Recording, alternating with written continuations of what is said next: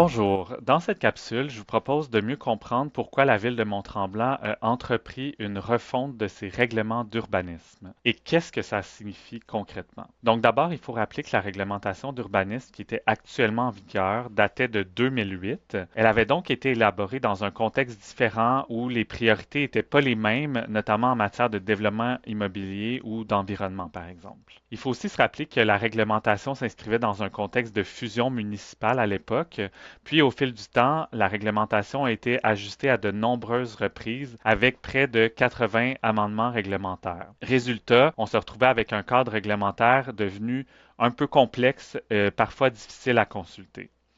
Donc, à un certain point, il s'agissait plus seulement de faire des ajustements. Après autant de modifications, là, c'était vraiment le moment de faire une refonte complète pour repartir sur une base plus claire, plus cohérente, puis mieux structurée.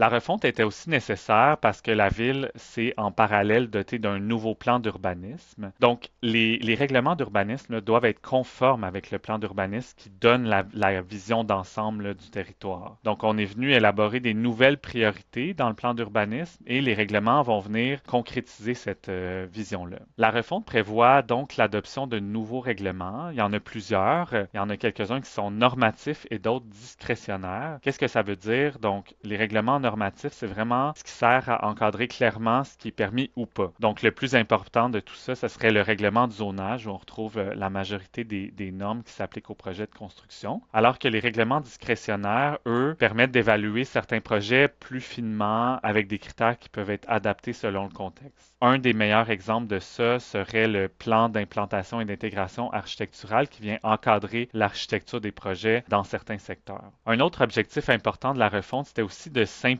puis optimiser la réglementation pour la rendre plus facile à consulter. Donc l'idée, c'était pas de retirer de l'encadrement, mais de mieux organiser l'information, puis de clarifier certaines règles, puis de faciliter leur compréhension. Donc ça, c'est un point important. Le fait de simplifier ne voulait pas dire alléger les règles. Donc la refonte visait pas à réduire la rigueur réglementaire. On n'a pas retiré d'éléments essentiels. Au contraire, l'objectif, c'était de conserver un encadrement solide, mais dans une nouvelle structure qui était plus cohérente et plus lisible. En résumé, la refonte des règlements d'urbanisme répond vraiment à un besoin de mise à jour, de cohérence et de simplification. Ça a permis de moderniser l'encadrement réglementaire, puis de l'aligner aussi sur la vision qui était portée par le nouveau plan d'urbanisme.